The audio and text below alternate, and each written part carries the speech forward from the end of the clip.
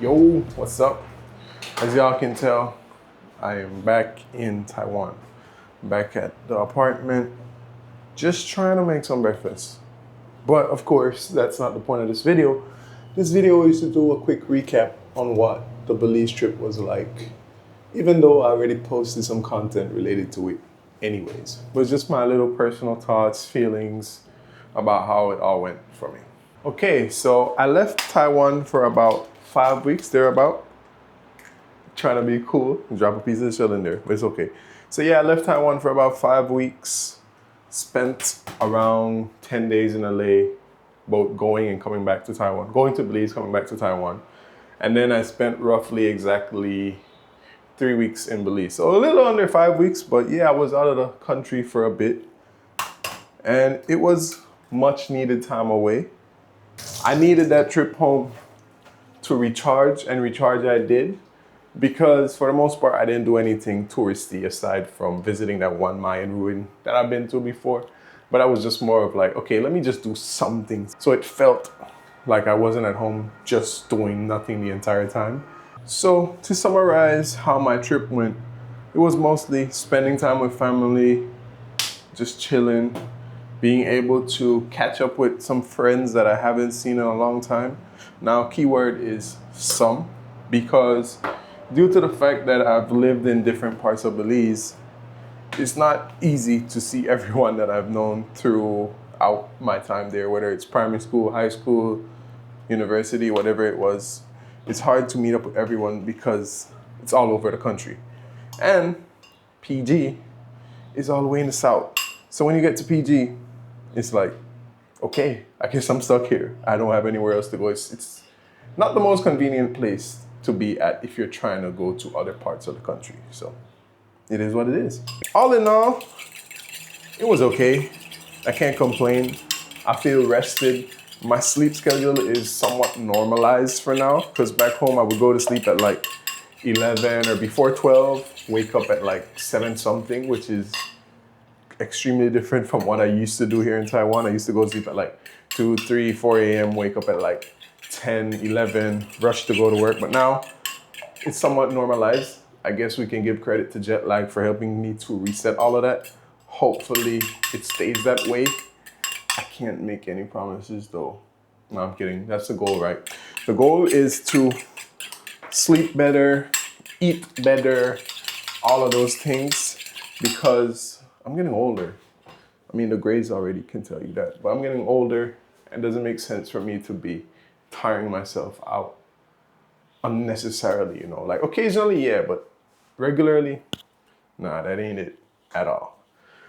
So yeah, Belize was a vibe of its own.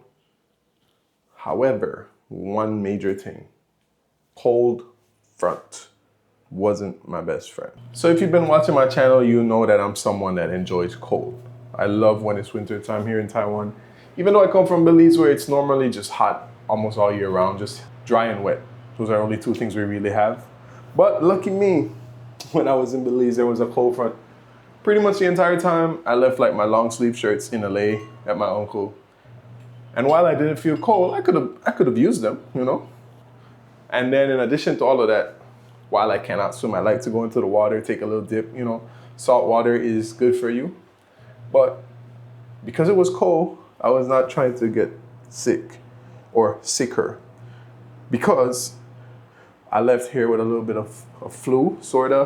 It was getting better, and thanks to the cold, I couldn't go into the water the way I wanted to. I went one single time. It was okay, but trust me, the water was cold. Sea water, salt water, is not supposed to be cold like that. It's supposed to be nice, warmish, refreshing, coolish, whatever, but not cold like a river.